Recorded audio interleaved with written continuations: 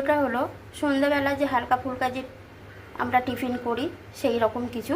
এখানে আছে পাও ভাজির যে রুটিগুলো, সেইটা এরকম চেক করে নিয়েছি আমি। এখানে আছে আলু সেদ্ধ, এখানে একটু চিজ রেখেছি, এখানে আছে বাটার, এখানে টমেটো সস, এখানে আছে ধনেপাতা, দুটো কাঁচা লঙ্কা।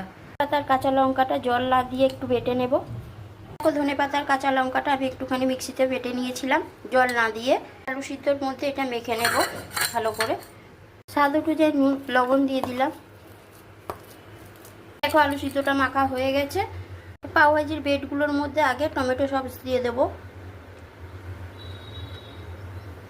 দেখো টমেটো সসটার উপরে একটা করে এইভাবে আলু সিদ্ধ মাখাটা দিয়ে দেব।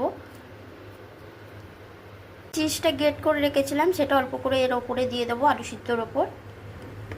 দেওয়া হয়ে গেছে, এবার এইভাবে চাপা দিয়ে দেব। এটা কিন্তু তোমরা বাচ্চাদের টিফিনেও দিতে পারো, বাচ্চারা তো এমনি চিজ খেতে ভালোবাসে। দেখো তিনখানা ব্রেড কিন্তু আমার রেডি হয়ে গেছে। চাটু গরম করে 1 চামচ বাটার দিয়ে দিচ্ছি। এবার একটা করে ব্রেড দেখো বাটারের ওপর দিয়ে দিলাম।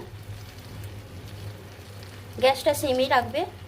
দিয়ে একটা ঢাকা চাপা দিয়ে দিচ্ছি 5 মিনিটের জন্য।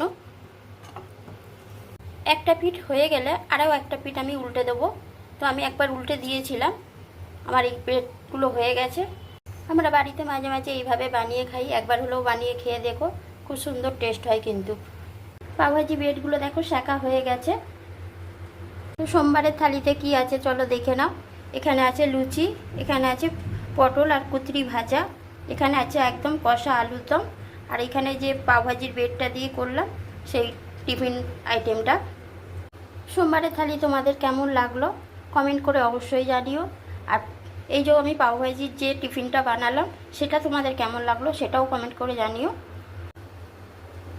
চলো আজকে এই পর্যন্তই, টাটা।